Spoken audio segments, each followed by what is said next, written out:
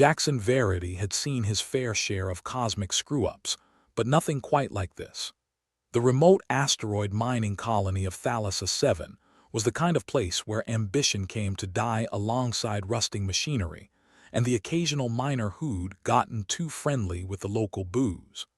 Jackson was convinced the asteroid was held together more by duct tape and good intentions than any sort of engineering marvel.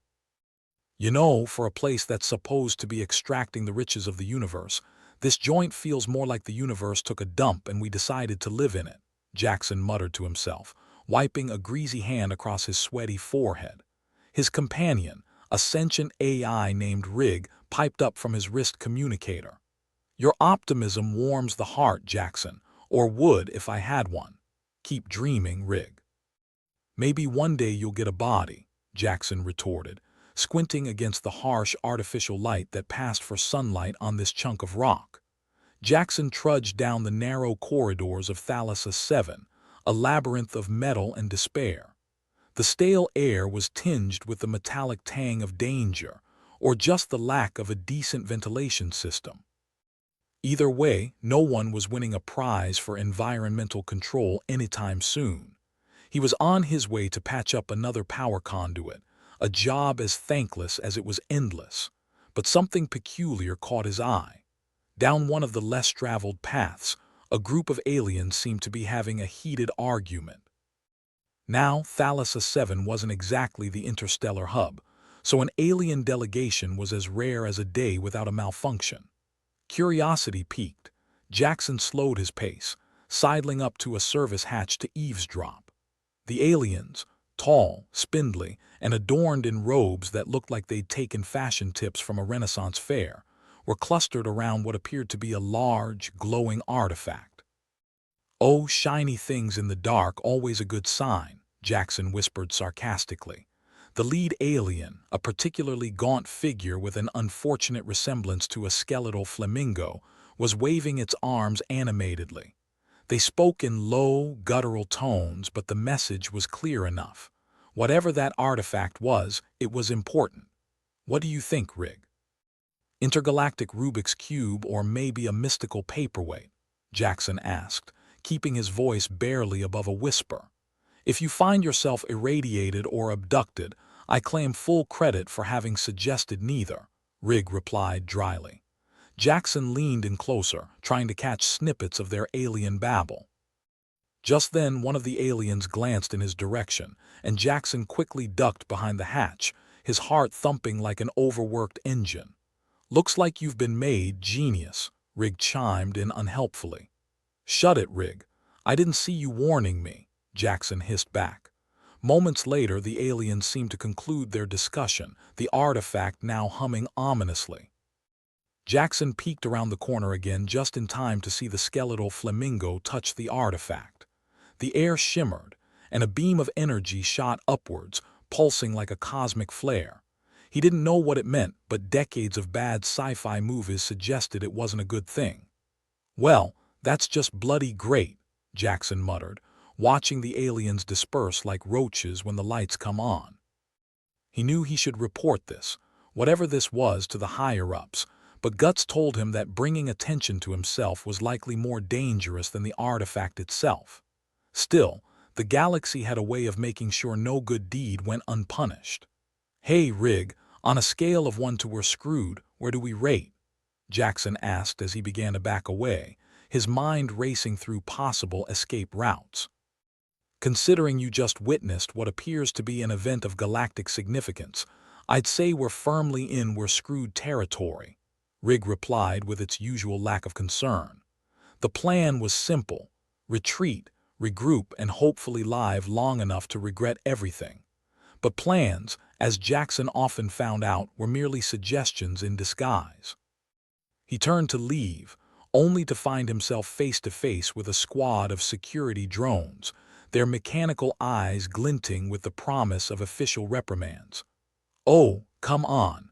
I just wanted to see what the flamingos were up to," Jackson exclaimed, throwing his hands up in sarcastic surrender. The drones made a noise that might have been laughter if they were capable of such things. then closed in with the grace of malfunctioning forklifts. Jackson Verity, you are hereby detained for questioning regarding the unauthorized observation of a diplomatic engagement. One of them droned in a voice devoid of personality. Great.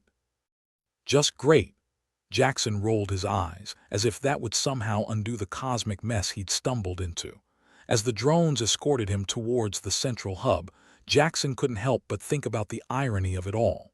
Here he was, a guy who'd signed up for asteroid engineering to escape the dull monotony of Earth, and now he was knee-deep in alien intrigue.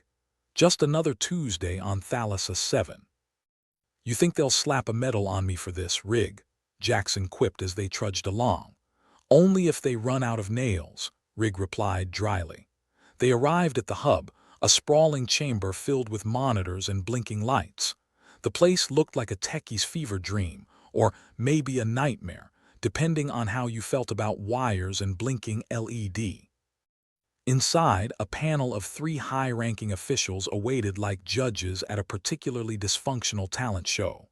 The middle one, a burly human with a face like a bulldog, didn't look amused. Jackson Verity, do you know what you've done? The bulldog-faced official grumbled, his jowls quivering with indignation. Got caught, apparently, Jackson replied, shrugging with all the nonchalance he could muster. The official glared at him as if trying to decide whether to laugh or throw him out an airlock. You may have just witnessed an event that could affect the entire galaxy. Gee, thanks for the memo. Maybe next time you could send a postcard, Jackson shot back, earning a few chuckles from the technicians in the room. The bulldog wasn't amused. This is serious, Verity. That artifact was part of a high-level negotiation. The tribunal will want answers. The tribunal, Jackson echoed as if the words tasted bad. Sounds fancy. Do they serve cocktails? You won't be laughing when they get here, the official snapped, his patience thinner than a credit sheet. Jackson sighed. This was what he got for being curious. He wanted to blame someone else, the universe preferably, but there was no one left to point a greasy finger at. All right, fine. What do you want from me? Jackson asked, resigned to whatever fate awaited him. You'll be held in protective custody until the tribunal arrives. Until then, keep your mouth shut and stay out of trouble, the official ordered, clearly eager to be rid of him. Protective custody. Sounds cozy. Do I get room service? Jackson couldn't help but smirk. You'll get a cell and a guard and you'll like it, the bulldog barked. As the drones led him away, Jackson couldn't shake the feeling he'd just been roped into a cosmic drama he wanted no part in. But as any good engineer knows, sometimes you just have to ride the malfunction until you can fix it, or it blows up in your face. Hey Rig, you think they'll throw us a welcome party too? Jackson asked as they trudged down the corridor. If they do, I wouldn't eat the cake, Rig replied, deadpan as ever. Smart AI, Jackson muttered, settling into the comforting rhythm of Gallows humor. The cell door clanged shut behind him, leaving Jackson alone with his thoughts and the distant, ominous hum of the artifact echoing through the station. Trouble was coming, no doubt about it. But for now, all he could do was wait and hope he lived long enough to find out what the hell he'd stumbled into. And maybe, just maybe, figure out a way to profit from it. As the minutes ticked by, a small, rebellious part of him couldn't help but feel a thrill of excitement. After all, life on Thalassa-7 had been monotonous enough to make a rock weep, and here he was, in the eye of the storm. Looks like things are about to get interesting, Jackson murmured to the empty cell. Interesting is one way to put it, Rig agreed, still nestled in his wrist communicator. Guess we better buckle up then, Jackson said, staring at the ceiling as if the answers were written in the cracks. Buckle up indeed, Rig echoed, as the distant hum of the artifact continued its relentless whisper, promising chaos with a side of potential doom. Jackson sat in his dimly lit cell, contemplating the universe and all its cosmic jokes. Most of all, he pondered his current predicament, locked up for the heinous crime of curiosity. In his defense, it wasn't every day that Thalassa-7 played host to an interstellar puppet show with aliens and mysterious artifacts as the starring acts. Yet here he was, waiting for the Galactic Tribunal like some galactic soap opera extra. "Hey, Rig," Jackson murmured, staring at the crack in the ceiling. "You think there's a universe out there where I'm sipping cocktails on a beach instead of waiting for a tribunal to grill me?" "Unlikely, given your uncanny knack for finding trouble," Rig replied, its voice smooth as ever. "Nice to know you're rooting for me," Jackson grumbled, shifting on the uncomfortable bench that passed for a bed. Before Rig could respond with another dose of AI snark, the cell door hissed open. In strolled a man with the charisma of a damp sponge and a uniform that screamed bureaucrat louder than a malfunctioning klaxon. "Jackson Verity," the man began, his voice as flat as the surface of Thalassa-7. "The Galactic Tribunal has summoned you as a key witness." "Oh joy," Jackson said, rolling his eyes. "Is there a badge for that, or do I just get a certificate of participation?" The bureaucrat ignored the sarcasm, which was probably for the best. "You'll be transported to their station soon. Until then, you are to remain under observation." "Great, more quality time in this luxury suite," Jackson muttered, glancing around the Spartan cell. "You think I could get some room service?" "Maybe a pillow." "Not my department," the bureaucrat replied, clearly uninterested in customer satisfaction. As the door slid shut again, Rig piped up, "Looks like you've been promoted from troublemaker to whistleblower." "Yeah, right into a hornet's nest," Jackson replied, rubbing his temples. "You think the tribunal is gonna be all sunshine and rainbows?" "Doubtful." "But who knows, maybe they'll surprise you with a cookie," Rig quipped. Jackson snorted. "If I survive this with all my limbs attached, I'll buy you a pint." The cell door opened once more, this time admitting two guards who looked like they'd been carved from the same block of stone. They gestured for him to follow, and Jackson complied, muttering under his breath about the joys of personal freedom. As they marched down the metallic corridors, Jackson noticed the station had come alive with activity. Various alien factions were arriving, each with their own entourages and agendas. The tension in the air was palpable, like the charged atmosphere before a storm. "Looks like the circus is in town," Jackson commented, nodding towards a group of particularly colorful aliens squabbling over what appeared to be seating arrangements. "Every faction wants a piece of the pie," Rig observed from his wrist communicator. "And you're the cherry on top." "Great, maybe they'll fight over who gets to eat me first," Jackson said with a grim chuckle. They arrived at a conference room that was both too small and too crowded. Representatives from various alien species filled the space, each trying to outdo the other in terms of pomp and circumstance. At the head of the table sat a being that looked like a cross between a jellyfish and a diplomat, pulsing gently in the recycled air. "Ah, Mr. Verity," the jelly-diplomat said, its voice echoing in Jackson's mind more than in his ears. "Welcome to the proceedings." "Glad to be here," Jackson replied, trying not to sound as uneasy as he felt. "Did I miss the introductions, or are we winging it?" The diplomat's tendrils wavered in what could only be described as a shrug. "Time is of the essence, and our interests are mutual." Jackson resisted the urge to roll his eyes. "Right, let's get this show on the road then." As he took a seat, the room hummed with an undercurrent of barely restrained tension. The various factions eyed him like a particularly intriguing puzzle piece, each one trying to figure out how Jackson fit into their grand schemes. "So what's the deal with this artifact?" Jackson asked, cutting straight to the point. "Last I checked, I didn't sign up to be the galaxy's secret keeper. The artifact you observed," the jelly-diplomat began, "is central to negotiations between multiple planetary coalitions. Its energy signature could tip the balance of power." "Let me guess," Jackson said with a smirk. "It's either a weapon or some sort of cosmic blender." The diplomat's silence suggested he wasn't too far off. "Your account is crucial to understanding the intentions of those involved." "And what if I decide to keep my mouth shut?" Jackson asked, leaning back with feigned casualness. The room seemed to hold its breath. "Then the tribunal may see fit to find you uncooperative," the diplomat intoned. Love how you guys put a positive spin on things, Jackson retorted. All right, I'll sing like a canary, but I want assurances. Assurances, the diplomat echoed, a tendril curling inquisitively. Yeah, like not getting spaced and maybe some real food while we're at it, Jackson replied, crossing his arms. Your cooperation will be noted, the diplomat said, which was about as close to a promise as Jackson expected to get.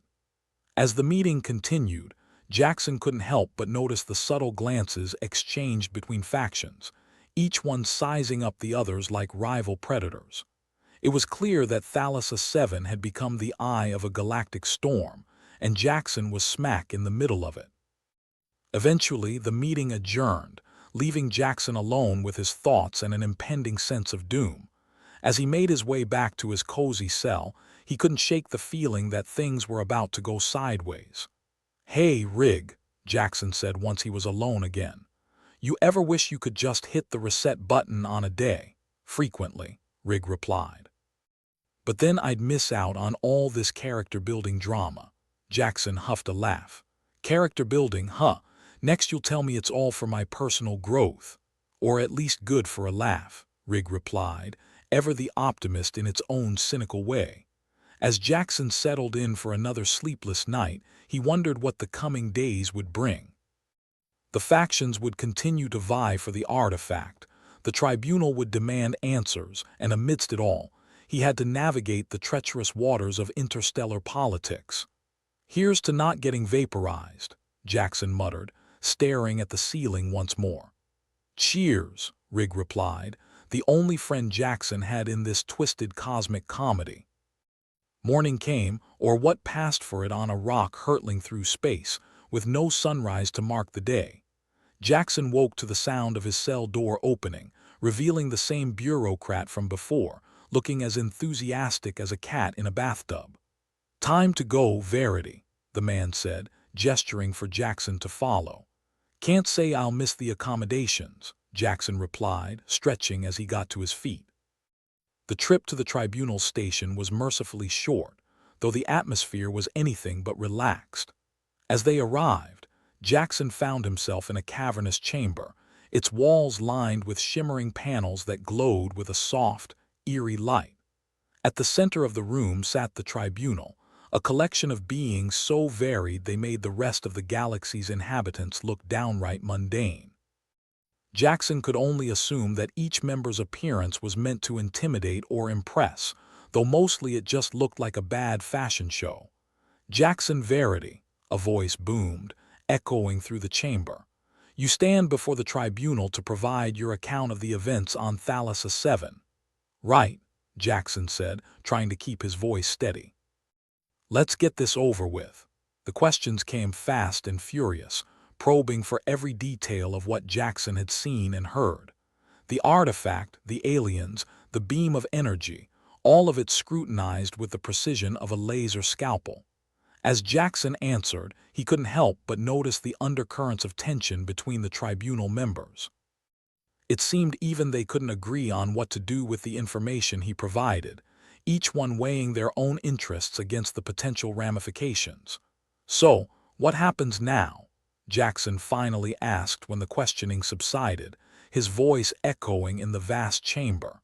The tribunal will deliberate, the booming voice replied. Your cooperation will be taken into account. And by deliberate you mean, Jackson prompted, hoping for some clarity. But the voice merely echoed back, offering no answers, only more uncertainty.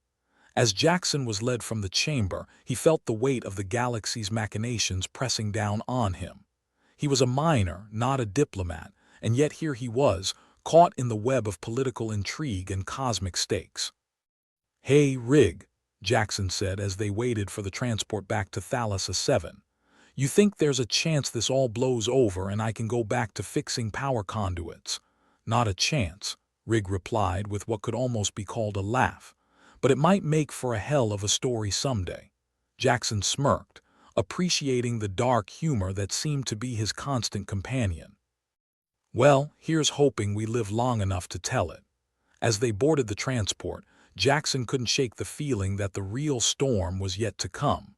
But for now, All he could do was hang on and see where the cosmic winds would take him next. And if the universe had taught him anything, it was that interesting times were both a curse and a blessing. "Let's see what tomorrow brings," Jackson murmured, settling into his seat as the transport sped away from the tribunal station. "Whatever it is," Rig replied, "it won't be boring." And with that, they hurtled back towards Thalassa-7, where factions waited, tensions simmered, and the artifact's secrets promised to unravel even the best-laid plans. The air in Jackson Verity's temporary quarters was about as stale as his optimism. He'd been shuffled back to this less-than-cozy cell post-tribunal, and frankly, the walls were closing in more than ever. It was like living inside a tin can, only without the promise of sardines. "Hey, Rig," Jackson said, flopping onto the cot with all the grace of a sack of potatoes. "Got any wisdom to share? How about this gem?" Rig's voice crackled through the wrist communicator. "Life's a joke and we're the punchline," Jackson snorted. "Accurate, but I was hoping for something a bit more motivational." "Motivation, get up, stay alive, avoid cosmic screw-ups," Rig replied. "Does that help?" Resoundingly, Jackson muttered, staring at the ceiling that had seen better days, if it had ever seen better days. Jackson was supposed to be preparing his testimony for the Galactic Tribunal, not wallowing in existential dread. But when you're caught between interstellar politics and potential vaporization, motivation tanked faster than a ship with a hull breach. The door slid open and in walked a guard with all the warmth of a malfunctioning freezer. "Verity, the tribunal wants more details from you about the artifact." "Of course they do," Jackson said, dragging himself upright. "I suppose they're not sending cookies with this request." The guard's face barely registered his attempt at humor. "No cookies." "Figures," Jackson sighed, following the guard out into the corridor. The walk to the interrogation chamber was a journey through grim-faced soldiers and bustling alien delegates. Each step was a reminder that, in the grand play of cosmic diplomacy, he was less of an actor and more of a prop. In the chamber, a new set of tribunal members awaited him, faces as varied as a zero-gravity salad. They were all eagerly waiting for his next installment of As the Galaxy Turns. "Mr. Verity," the head of the tribunal started, its voice a deep rumble that felt like it was trying to seduce his eardrums. "You mentioned the artifact's energy signature. Elaborate." Jackson leaned back, crossing his arms. "I'd love to, but I'm fresh out of degree in esoteric alien tech, so anything I say will be a wild guess." There were a few uncomfortable squirmings among the gathered members, always a good sign. "We need to know if it poses a threat," another member, a pale green alien with far too many eyes, said. Jackson shrugged. "Threat? Only if you consider frying an entire fleet a threat. Otherwise, it's just a fancy paperweight." He saw the flicker of concern darting across the faces of the tribunal members. That's what he aimed for, keep them on their toes, and maybe they'd forget momentarily that they wanted his head on a platter. "Your insight is invaluable," the rumbling voice said, with all the sincerity of a politician at a campaign rally. "We will assess and move forward." "Yeah, good luck with that." "Happy to help in whatever way doesn't get me killed," Jackson said. With the formalities out of the way, Jackson was allowed to retreat to the station's common area, a glorified waiting room where political intrigue festered like mold on bread. Representatives from varying factions filled the room, each one eyeing the other like predators sizing up prey. "Can't wait for the fireworks," Jackson muttered to Rig. "At least you get front-row seats," Rig replied with a hint of digital glee. And fireworks there were, just not the explosive kind. Instead, sabotage and underhanded tactics were the order of the day.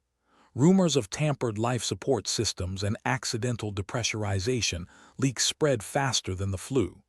Jackson had just found a quiet corner to observe the chaos when a young woman approached him, her demeanor suggesting she was either desperate or stupidly brave. "Verity," she said, with the air of someone who'd practiced saying it in front of a mirror. "That's the name," he replied. "Who wants to know?" She glanced around, clearly checking for eavesdroppers. "I'm here on behalf of the Xenex Coalition. We believe someone's trying to sabotage the peace talks." Jackson raised an eyebrow. "Really now? And here I thought we were all just having a friendly chat about cosmic annihilation." "This is serious," she insisted, leaning in closer. "If these talks fail, the colony could become a war zone." "Great, just what I needed," Jackson said, rubbing his temples. "Okay, so what's the plan? We need you to keep your ears open. Anything you hear, report back to us," she said. "Ah, so I'm to be the galaxy's nosiest neighbor." Jackson smirked. "What do I get in return? Your safety, for starters," she said, lowering her voice. "And maybe, just maybe, we can help get you out of here once this is over, an offer I can't refuse." "I'll think about it," Jackson replied, waving her off as he moved to another corner of the room. "Playing both sides, are we?" Rig chimed in, ever the skeptical companion. "Just trying to stay alive," Jackson said. "I didn't sign up for this interstellar chess game." As the day wore on, tensions in the colony grew thicker than the soup in the mess hall. Allegiances shifted on a dime, and trust was as scarce as decent cafeteria coffee. "Verity," a voice called out from behind him. It was the bureaucrat, looking frazzled, like a man perpetually 5 minutes late to a meeting. "What now?" Jackson asked, already exhausted by the day's events. "There's been an incident," the bureaucrat said, voice laced with urgency. "The colony's power grid was sabotaged. We need all hands on deck. And here I thought I'd get a nap before dinner," Jackson muttered, following the man through the corridors.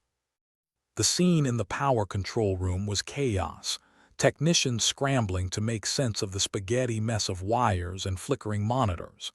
Jackson dove into the fray, his hands finding familiar tools among the debris. "Whoever did this knew what they were doing," Jackson said, tracing a line of charred cables. "Looks like they wanted to shut this place down for good." "Well, can you fix it?" the bureaucrat asked, his patience wearing thinner than a cosmic runway model. "Working on it," Jackson grunted, reconnecting wires with the finesse of a reluctant surgeon. "Try not to breathe down my neck, all right?" As he worked, Jackson overheard snippets of conversations, whispers of which faction might have orchestrated the sabotage. Each theory more ridiculous than the last. "Do you think they'll ever figure out who did it?" Rig asked, its voice a steady presence in the chaos. "Does it matter?" Jackson replied, tightening a bolt. "The colony could fall apart while they're busy pointing fingers." It took longer than Jackson liked, but eventually the lights flickered back on, a cheer going up from the gathered crowd. "See. Save the day," Jackson said, wiping his forehead. "Now about that nap, don't get too comfortable," the bureaucrat interrupted. "This isn't over." Jackson rolled his eyes, the weight of the situation settling back onto his shoulders. "Of course it isn't," back in his cell, because it seemed he was never far from it. Jackson collapsed onto his cot, exhaustion tugging at him like the pull of a black hole. "Think there's a chance this day could get any worse?" Jackson asked Rig. "Please, let's not tempt fate," Rig replied, a digital chuckle echoing in its tone. As Jackson drifted off, he couldn't help but feel the colony was a ticking time bomb, waiting for the right spark to set everything ablaze. The artifact, the factions, the power plays, it was all building to something. "Hope I wake up in one piece," Jackson murmured, closing his eyes. "That's the spirit," Rig said. "Tomorrow's another day in paradise." With that less than comforting thought, Jackson let sleep take him, the promise of more chaos looming on the horizon. Jackson Verity awoke to the charming serenade of blaring alarms. Thalassa-7 was alive with the delightful sound of chaos, the kind that promised a day full of surprises, mostly of the unpleasant kind. The fluorescent lights of his temporary quarters flickered like a bad omen, which, in his experience, was probably accurate. "Rise and shine, Jackson," Rig's voice crackled through the wrist communicator. "Looks like the universe has a surprise for you. Can't wait to see what's behind door number 1, Jackson muttered, rubbing the sleep from his eyes and reluctantly abandoning the brief comfort of his cot. "What's the damage?" "Critical systems failure across the colony." Something about sabotage, but you know how rumors fly faster than plasma bolts in a firefight. Great, Jackson said, slipping into his worn boots. Guess I'm the lucky repair guy again. The door to his cell slid open, revealing a guard whose expression could curdle milk. Verity, they need you in the main control chamber now. Don't suppose there's an option for later, huh? Jackson said, already knowing the answer. Now the guard repeated, the word as sharp as a vibro blade. With a resigned sigh, Jackson followed the guard down the corridor, the alarms creating a soundtrack that would be perfect for any impending doom scenario. He passed more of the same grim-faced soldiers and anxious delegates, each carrying their own bundle of stress and suspicion. In the main control chamber, organized chaos reigned supreme. Technicians flitted about like caffeinated insects, each trying to outshout the other in what seemed more like a contest than a coordinated effort.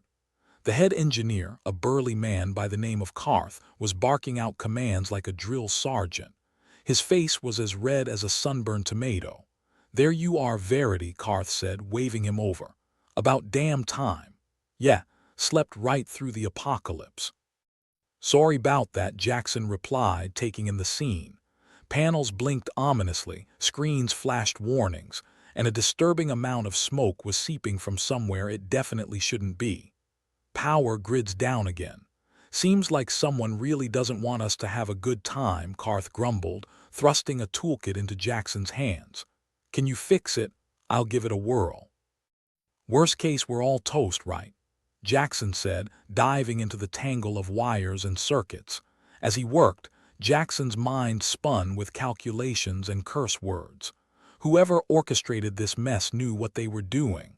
Redundant systems had been bypassed, fail-safes disengaged. It was like someone had written a manual on how to screw over a colony in 3 easy steps. "Find anything interesting?" Rig asked, its tone too amused for the current predicament. "Just the usual, signs of a conspiracy," Jackson muttered, tracing a series of fried circuits. Someone was very particular about making sure we'd be knee-deep in trouble. As Jackson reconnected power lines and rerouted circuits, he overheard snippets of stressed conversations around him. It seemed every faction was pointing fingers at every other faction, suspicion running wild like a pack of feral cats. "You're quite the hero, Verity," said a voice dripping with sarcasm. It belonged to Sarin, a diplomat from one of the smaller factions who was leaning against a console as though he had all the time in the world. "Saving us from certain doom, are you?" "Just doing my civic duty," Jackson replied, not bothering to look up. "Though I'd happily trade it for a drink. Who do you think's behind all this?" Sarin continued, watching Jackson work with the idle curiosity of a cat watching a bug. "Your guess is as good as mine," Jackson said, hands deep in circuitry. "But whoever it is, they've got a flair for the dramatic." With a final twist of his wrist, Jackson reconnected a pivotal wire. The lights flickered back to life, and the alarms ceased their wailing. A subdued cheer rippled through the room, the kind of cheer that suggested relief more than celebration.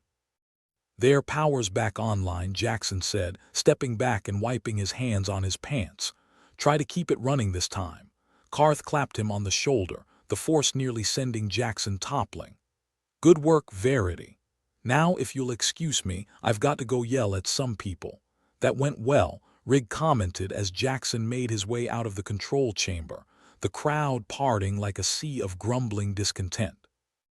"If by well you mean we're not dead yet, then sure," Jackson replied, grateful for the relative quiet of the corridors. "But something's off, Rig. This wasn't just sabotage, it was targeted sabotage. Got any theories? Too many, and none of them good." Jackson headed for the common area, the unofficial hub of political tension and badly brewed coffee. He needed to clear his head and gather more information, though neither task seemed particularly pleasant. As he entered the common area, Jackson was greeted by a cacophony of arguments.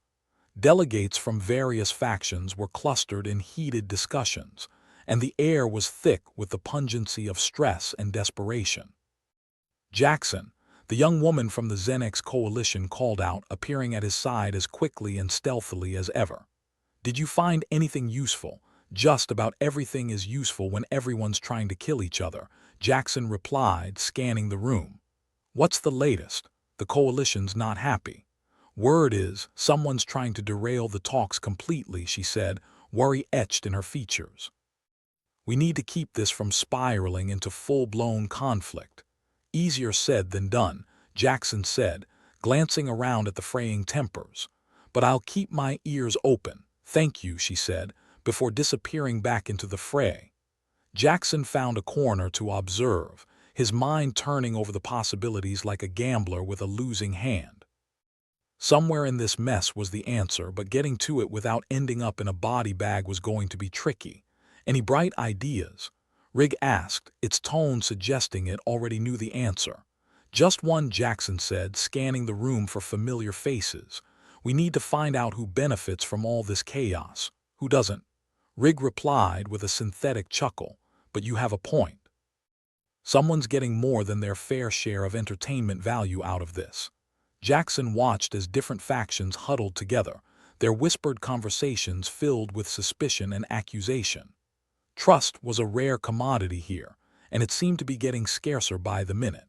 He spotted the bureaucrat, looking every bit the frazzled, overworked cog in the galactic machine, and decided it was worth a shot to glean some information. Jackson sidled up to him, adopting an air of casual curiosity. "Busy day, huh?"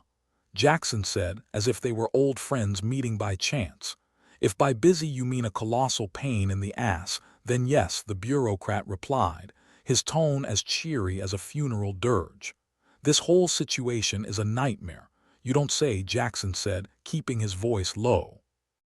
"Any idea who's behind the sabotage?" The bureaucrat cast a wary glance around before leaning in. "Off the record, there's speculation that the artifact's energy readings have attracted unwanted attention, so someone's playing a little capture the flag with a side of interstellar sabotage." Jackson asked. "Something like that," the bureaucrat said, his eyes darting nervously. "Just keep your head down, Verity. This could get worse before it gets better." "Story of my life," Jackson replied with a shrug. As Jackson withdrew, he couldn't shake the feeling that the artifact was the key to everything. Its mysterious energy signature had caught more than just the tribunal's interest. It seemed to have drawn in every faction with a grudge or a grift. Back in the common area, the atmosphere was as tense as a coiled spring. Jackson took a moment to observe the different groups, noting who seemed more agitated than usual. It was like trying to catch the scent of a storm before it hit, difficult but not impossible. "See anything interesting?" Rig asked, ever the curious companion. "Just trying to play detective," Jackson replied. "Though I'd rather be playing anything else." As he watched, a scuffle broke out between two delegates, a minor skirmish that exemplified the brewing storm. Jackson moved to intervene, more out of self-preservation than altruism. Gentlemen," he said, stepping between them with a disarming grin. "Save the fight for the official arena. We don't want to give the cleanup crew more work, do we?" His intervention worked, if only temporarily. The delegates backed off, grumbling but clearly unwilling to escalate in the open. "Nice work, Peacemaker," Rig said, its tone amused. "What's next on your to-do list?" "Survive until dinner," Jackson replied, feeling the weight of the colonist's troubles settle back onto his shoulders. "After that, who knows?" As Jackson wandered the corridors once more, a plan began to form in his mind. One that involved more risk than he'd like, but with potential for real answers. If the artifact was the catalyst for all this chaos, then maybe it held the key to resolving it as well. For now, all he could do was wait and watch, keeping one eye on the factions and the other on the exits. The colony was a pressure cooker, and Jackson had no intention of being caught in the explosion. As he made his way back to his quarters, Jackson couldn't help but reflect on the day's events. The sabotage, the factions, the artifact. It was all building to something, a crescendo of chaos that promised to redefine Thalassa-7 forever. "Think we'll make it through this?" Jackson asked Rig, the question more rhetorical than anything. "With your luck," Rig replied with a hint of digital laughter. "I'd bet on it."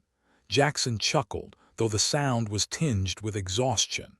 As he settled back onto his cot, he couldn't help but feel that tomorrow would bring more of the same, another chapter in the ever-unfolding saga of the universe's worst comedy routine.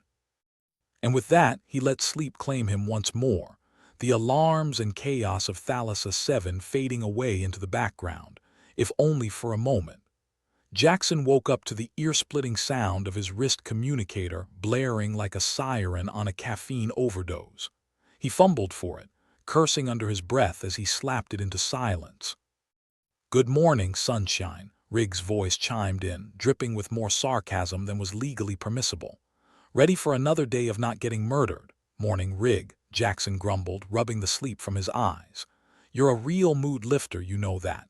"Just doing my civic duty," the AI replied, mirroring Jackson's earlier quip. "Speaking of which, the tribunal's trial is scheduled in a few hours. You might want to put on your least wrinkled shirt." "Maybe I should just wear a target," Jackson muttered, swinging out of his cot, which had all the comfort of a medieval torture device. At least then they'd know where to aim. He shuffled around his temporary quarters, which were as inviting as a prison cell decorated by someone with a fetish for metal and claustrophobia. The latest set of reports on the colony's dwindling resources glared at him from the table, a reminder that the colony was a sinking ship and he was the guy with a leaky bucket. "Things are getting bad out there," Rig said, its tone losing a bit of its usual edge. "The food supplies are lower than the morale at a funeral and water's not too far behind." "Tell me something I don't know," Jackson replied, yanking a shirt over his head. "Like who thought it'd be a brilliant idea to sabotage us in the middle of nowhere?" "Working on it," Rig said, the faint hum of data processing in the background. "But the list of suspects is longer than your bar tab," Jackson snorted. "That bad, huh?" He stepped out into the corridor, joining the ebb and flow of colonists who looked like they were auditioning for the role of extras in a disaster film. The atmosphere was thick with tension and the unmistakable scent of fear, a potent cocktail that left a bitter taste on the tongue. "Hey, Jackson," a voice called out. It was Lyra, one of the mechanics, her face smeared with grease and frustration. "You heading to the trial? Wouldn't miss it for the world," he said, though his enthusiasm was about as genuine as a politician's smile. "Anything I should know before I go play Marta?" "Just that the tribunal's in a foul mood," Lyra replied, wiping her hands on a rag that only redistributed the grime. "Rumor has it they are looking for someone to blame and your name keeps popping up." "Great," Jackson said, feigning delight. "Always wanted to be the scapegoat."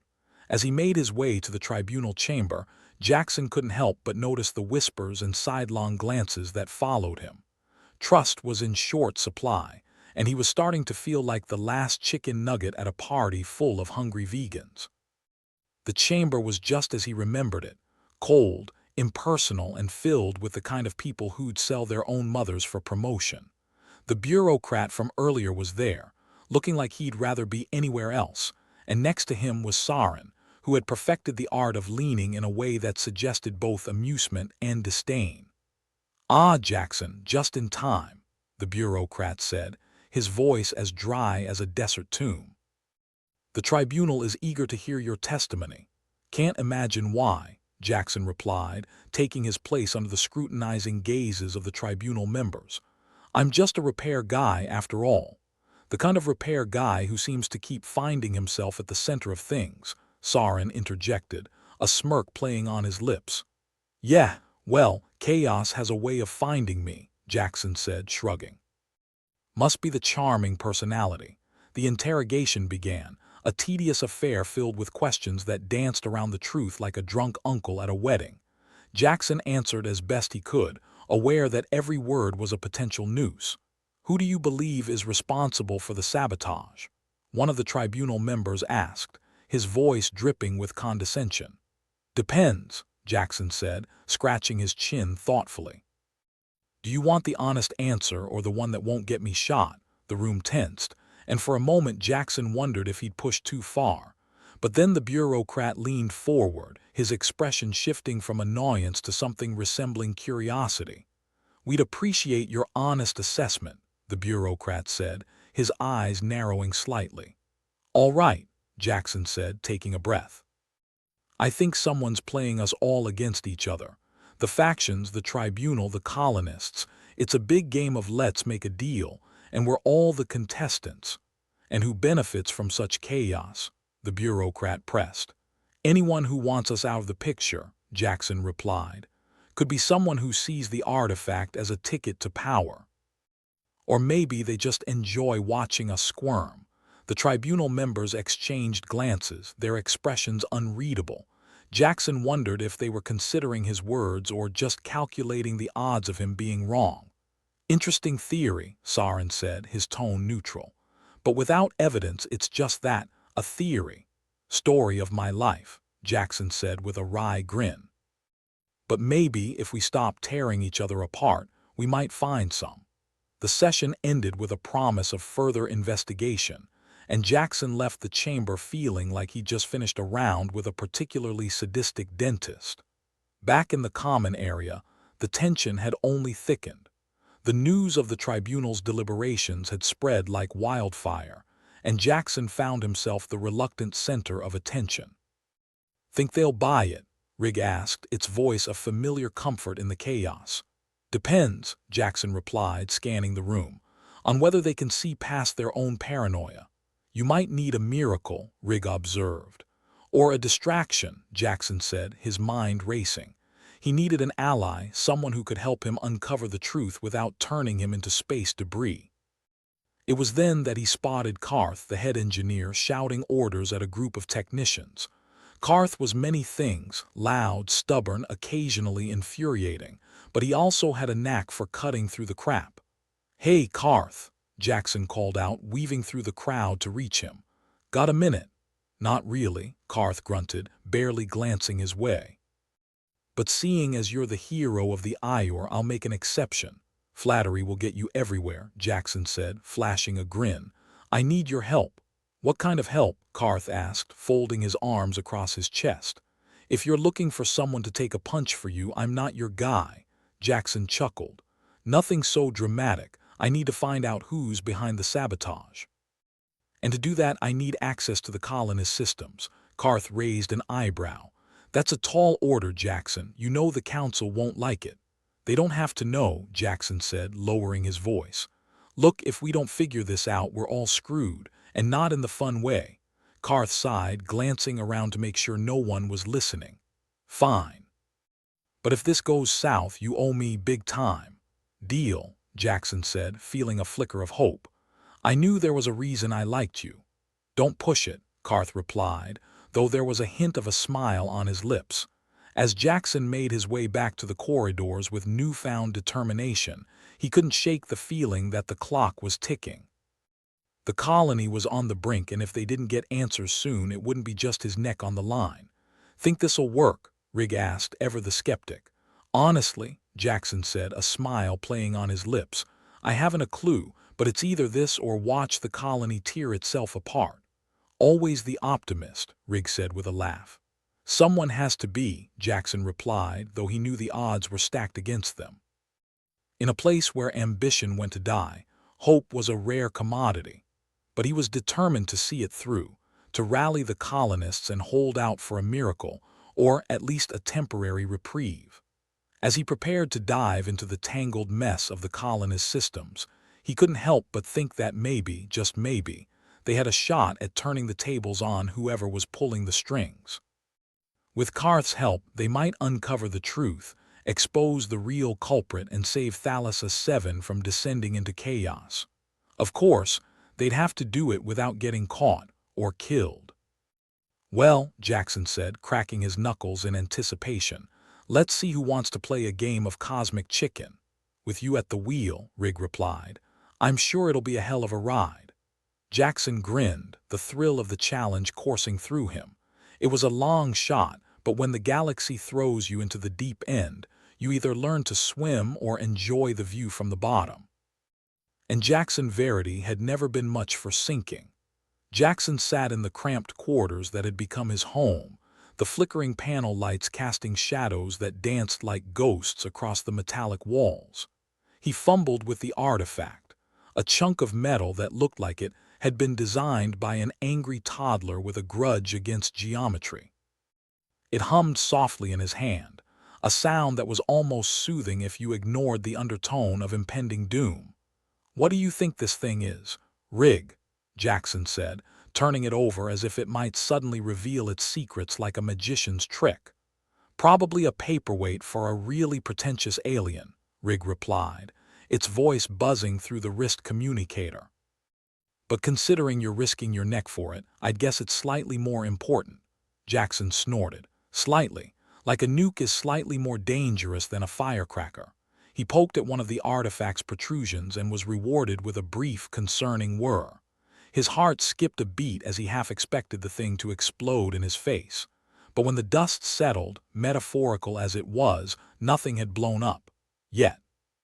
"Look, boss," Rig said, "if you could hurry up with the whole saving the colony bit, I'd appreciate it. Running on backup power's not my idea of fun." Yeah, Jackson muttered, focusing on the artifact. He twisted another segment and this time something clicked, literally. A panel slid open, revealing a series of intricate circuits and glowing symbols, like some whacked-out space Sudoku. "Will you look at that?" Jackson murmured. "It's like a puzzle box." "Great," Rig chimed in. "Who doesn't love a good mystery when their life's on the line?" Jackson leaned closer, peering at the symbols. They seemed to pulse gently, inviting him to decipher their meaning. He grabbed a datapad and snapped a photo, hoping the tech back on the ship could make sense of them. He had a hunch this wasn't just a piece of the cosmic jigsaw puzzle. It was the corner piece, the one that made everything else fit. "If this is what I think it is," Jackson said, a grin spreading across his face, "we might just have a chance." "Big if, Jackson," Rig countered. "And even if you're right, you still have to convince the tribunal." "They don't exactly strike me as the take-a-leap-of-faith type." Jackson nodded, the weight of his task settling on his shoulders like a lead cape. "I know, but if this can prove there's more going on here than just a few disgruntled colonists, it might just save our skins." "Just remember," Rig quipped, "if you screw this up, you're not just dead, you'll be famous for being dead. They'll probably name a trash compactor after you." "Thanks for the vote of confidence," Jackson said dryly. "Guess I better not mess it up, huh?" Leaving his quarters, Jackson made his way through the colony's winding corridors, the artifact safely tucked into his jacket. He needed to get this to Carth, and fast. The head engineer had the kind of clout that might just get the tribunal to listen, or at least buy them some time. The smell of burnt circuits and desperation hung in the air like an uninvited guest. Colonists scurried about, faces drawn and eyes darting, as though expecting the walls to burst into flames at any moment. Jackson offered nods and forced smiles, trying to project the confidence he didn't feel. When he finally found Carth, it was in the main control chamber, a symphony of chaos as usual. Technicians barked orders and cursed machinery that refused to cooperate, the scene a testament to the colony's ongoing struggle to hold itself together with little more than duct tape and wishful thinking. "Jackson," Carth grunted, barely glancing up from a console that looked like it had been through a war. "Decided to join the party. Wouldn't miss it," Jackson replied, pulling the artifact from his jacket. "I've got something that'll really get this shindig hopping." Carth eyed the artifact with a mixture of curiosity and suspicion. "That the thing everyone's losing their minds over." "The very one," Jackson confirmed, holding it out for Carth to inspect. "I think it might be the key to proving there's more at play here than just bad luck." Carth took the artifact, turning it over with the practiced ease of a man who spent more time with machines than people. "You think this'll sway the tribunal?" "Better than anything else we've got," Jackson said, watching as Carth activated the same panel he'd opened earlier. The symbols flickered to life, casting an eerie glow. Carth muttered something under his breath, his brow furrowing. "This is different, advanced, could be a control mechanism of some sort." That's what I'm banking on, Jackson said. If we can prove it's tied to the sabotage, it might just buy us enough time to figure out who's behind this. Not a bad plan, Karth admitted, handing the artifact back. But it's risky. You sure you want to gamble everything on this? Last time I checked, we didn't have a lot of options, Jackson replied, tucking the artifact safely away. Besides, what's life without a little risk? Karth snorted. Safer for one. All right, I'll back you up. But you better have a damn good speech ready for the tribunal. Don't worry, Jackson assured him. By the time I'm done with them, they'll either be convinced or so confused they won't know what hit him. With Karth on board, Jackson felt a renewed sense of purpose. He'd spent too long in survival mode, reacting rather than acting. Now, with the artifact in hand and a plan forming in his mind, he had a chance to turn the tide. As the two of them worked to decipher the artifact's secrets, Jackson couldn't shake the feeling that they were on the cusp of something big. The colony's future depended on his ability to navigate this treacherous ground without falling into the pitfalls of conspiracy and paranoia. Think we can crack this thing before the trial? Jackson asked, watching as Karth began running diagnostics on the artifact's circuits. We'll have to, Karth replied, not looking up from his work. And we'd better do it quietly. Last thing we need is someone tipping off the wrong people. Jackson nodded, the weight of their task pressing down on him like a physical force. Guess we better get cracking. Hours passed in a blur of data streams and frustrated curses. The artifact's secrets were well guarded, but Jackson and Karth were nothing if not persistent. They pored over the symbols, cross-referencing them with every known language and code, searching for the key that would unlock its mysteries. At last, just as Jackson was beginning to doubt they'd ever make progress, a breakthrough occurred. Karth sat bolt upright, his eyes wide with disbelief as he pointed to a sequence of glowing runes. "That's it," he exclaimed, a grin splitting his face. "It's a communication device, one that syncs with the colony's grid." Jackson felt a thrill of triumph surge through him. So it could have been used to manipulate the systems remotely. Exactly, Karth said, nodding. Whoever's behind this could be using it to control everything from water pumps to life support. Looks like we've got our smoking gun, Jackson said, his mind racing with the implications. Now we just need to present it without getting ourselves spaced. Think the tribunal will buy it? Karth asked, his skepticism tinged with hope. With any luck, Jackson replied, a determined edge to his voice. And if they don't, we'll make him. Armed with their newfound knowledge, Jackson knew they had a shot at turning the tables. The trial loomed ahead, a daunting specter that threatened to unravel everything they'd worked for. But for the first time in what felt like an eternity, he had a glimmer of hope, a chance to expose the truth and save the colony from its slow descent into chaos.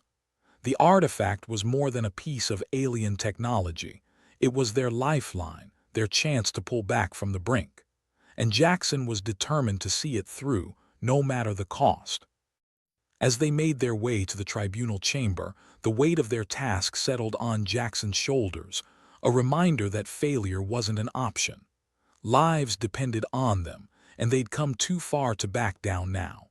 The corridor stretched ahead, a gauntlet of doubt and suspicion that threatened to swallow them whole. But Jackson knew that the only way out was through, and with Karth by his side and the artifact clutched tightly in his hand, he was ready to face whatever lay ahead. "Think we'll pull this off?" Karth asked, his voice low as they approached the chamber doors. "We have to," Jackson replied, determination stealing his resolve. "If we don't, we're done for." "Then let's give him hell," Karth said, a fierce grin on his face. With a nod, Jackson pushed open the doors, stepping into the chamber with all the confidence he could muster. The tribunal waited, their expressions a mix of skepticism and anticipation, and Jackson knew that the next few hours would determine the fate of them all. "All right," he said, his voice ringing out in the silence. "Let's play ball." The room tensed, the air crackling with the electric thrill of potential disaster. But Jackson was ready to fight for the truth, for the colony, for every soul who called Thalassa-7 home. And as the tribunal prepared to hear his case, he knew that this was just the beginning. The tribunal chamber felt as inviting as a dentist's waiting room, the kind of place where life's hopes went to die. A collection of stiff-necked officials sat behind a grand table, their faces set to judgmental. Jackson had seen more warmth in a frozen meal. Supposedly, they represented the Galactic Tribunal, but looking at them, you'd think they represented the Galactic Boredom Society. Jackson cleared his throat, trying to ignore the itch of nerves in his throat.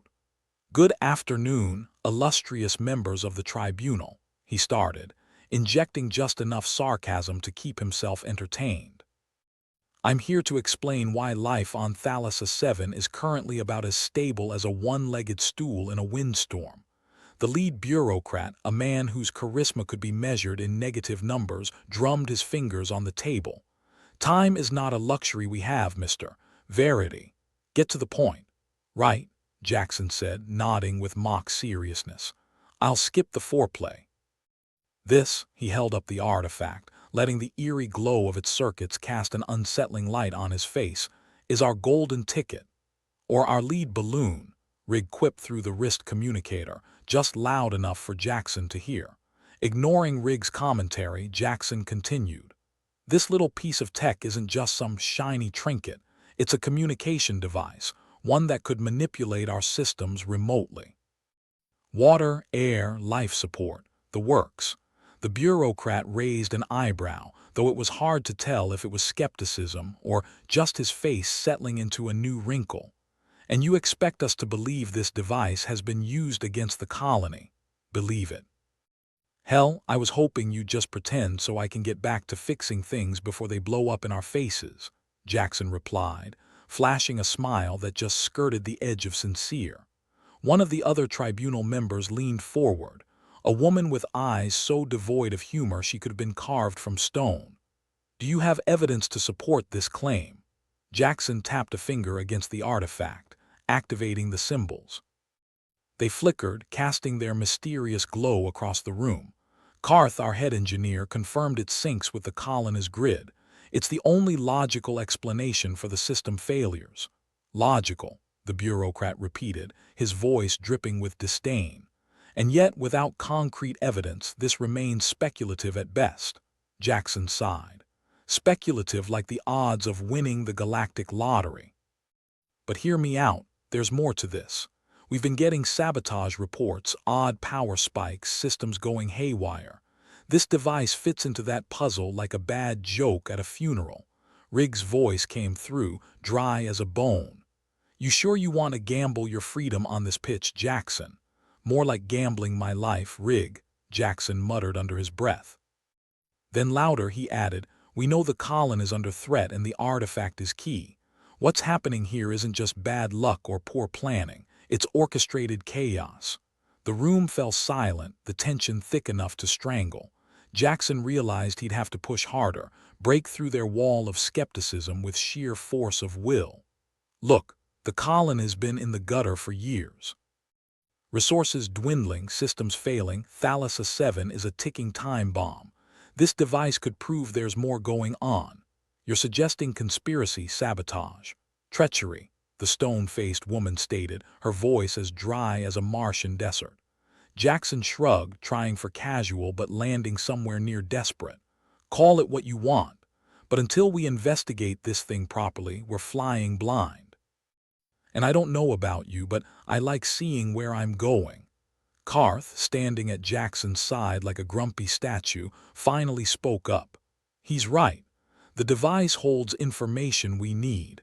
We cracked part of its code, but it'll take time to decipher fully. If you give us that time, we might just save this rock." The bureaucrat exchanged glances with his colleagues, a silent conversation full of nods, shrugs, and eyebrow gymnastics. Jackson half expected them to start communicating in semaphore. "You make a compelling case, Mr. Verity," the bureaucrat said, each word dragged out like he was pulling teeth. "But without irrefutable proof, your assertions remain conjectural." "Conjectural," Jackson echoed, tasting the word like it was poison.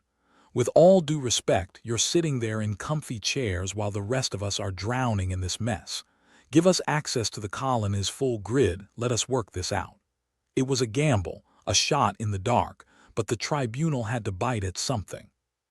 Jackson watched them, waiting for his words to sink in like poison into a wound.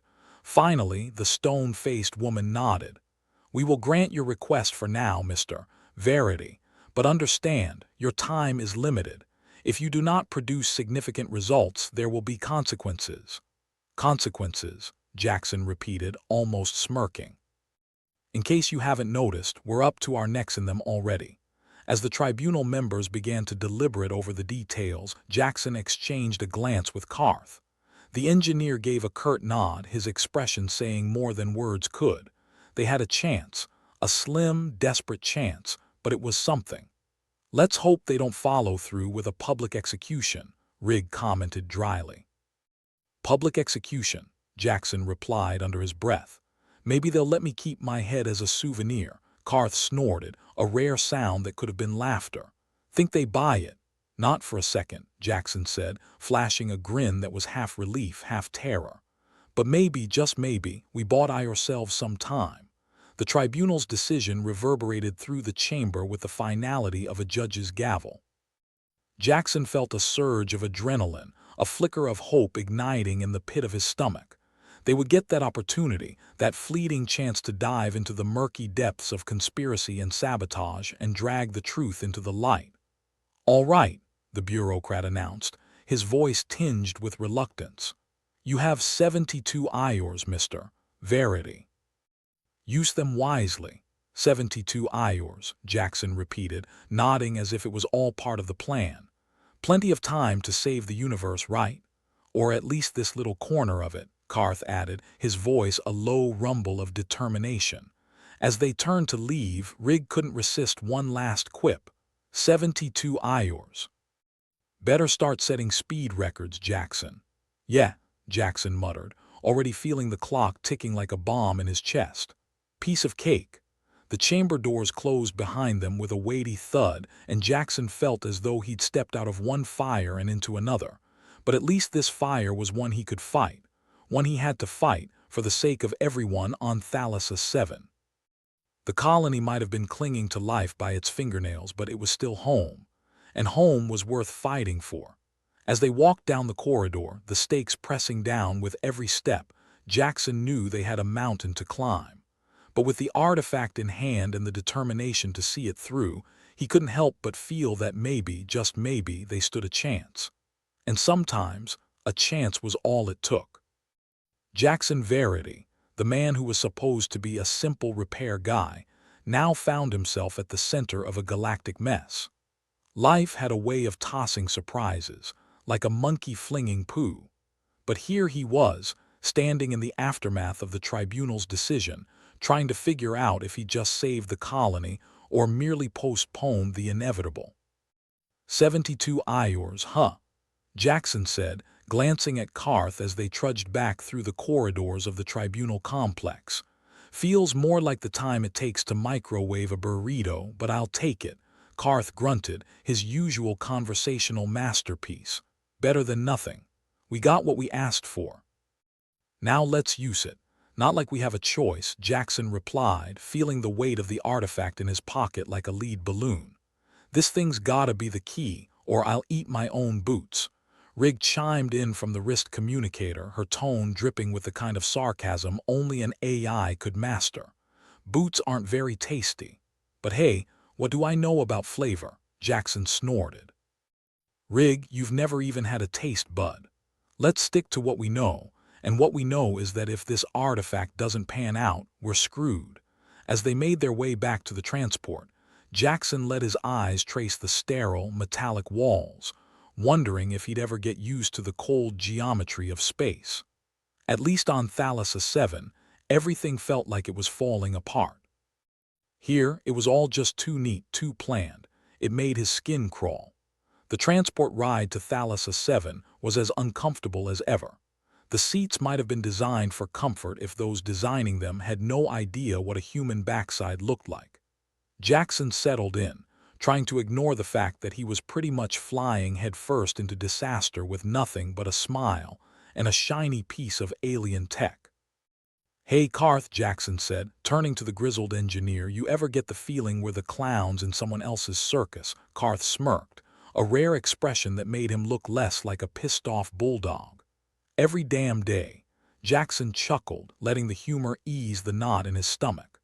The reality was they'd been given a chance, a fleeting, fragile chance, and he wasn't about to waste it. If only out of spite for the universe's twisted sense of humor. When they landed back on Thalassa-7, the colony greeted them with its usual gray skies and the distant hum of machinery on the brink of collapse. Home, sweet home. Jackson stepped out of the transport, taking a deep breath of the processed air, flavored with a hint of desperation and malfunctioning filters. Karth was already giving orders to his team of technicians who, judging by their expressions, shared all the enthusiasm of a group headed to the dentist. Jackson couldn't blame them. They were all tired, hungry, and well acquainted with the sting of failure. "All right, everyone," Karth barked, his voice carrying over the noise of the hangar.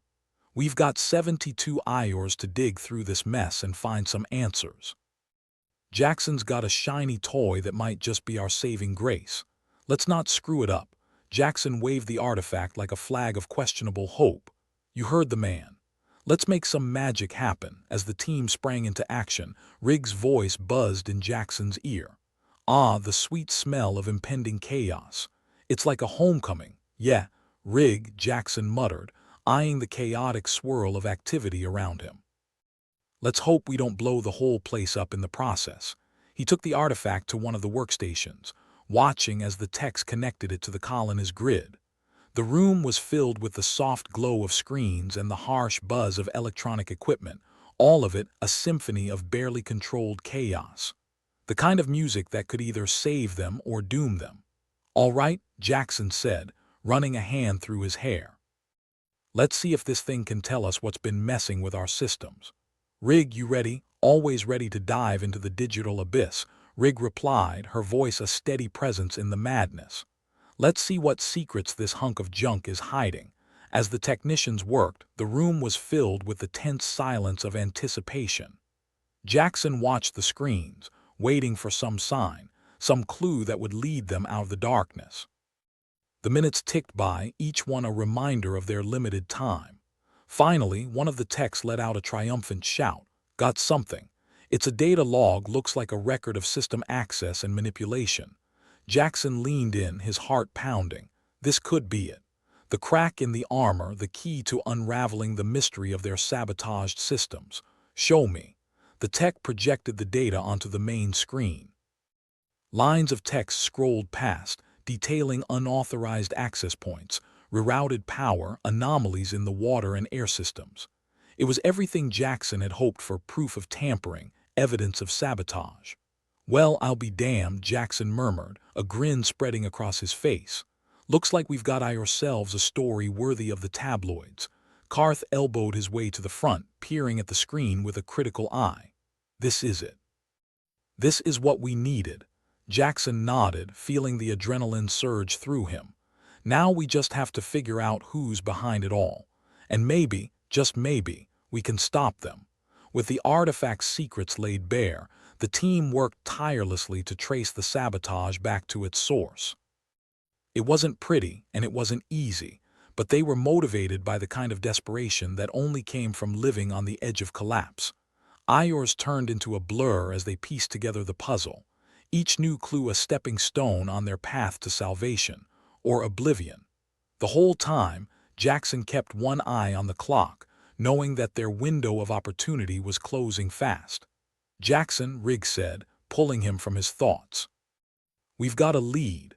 The sabotage looks like it ties back to a network of external servers. Someone's been pulling the strings from the outside." "Fantastic," Jackson said, not quite managing to hide his sarcasm. "We've got ourselves a puppet master." "Any idea who working on it?" Rig replied. "But the trail's tricky. Whoever did this knew their way around a digital footprint." Jackson rubbed his temples, trying to stave off the headache threatening to split his skull. "Keep at it, Rig. We need a name, a face, something we can use." As the team continued their work, Jackson found himself thinking about the colony and its people, the ones who depended on him to pull off this miracle. It was a sobering thought, one that made the stakes all too real. The Iors crept by, each one a reminder of the pressure they were under. But amid the chaos, Jackson could feel a shift, a subtle change in the air. The colony, for all its flaws and failures, was starting to believe again, in themselves, in their ability to fight back, to survive. "Hey, Jackson," a voice called from across the room. It was one of the techs, a young woman with a streak of grease across her cheek. "We've got eyes on the bastard." Jackson's heart skipped a beat as he hurried over. The screen was filled with lines of code, tracing the path of their elusive saboteur. And there, amidst the digital detritus, was a name. "Well, well," Jackson said, a grin spreading across his face.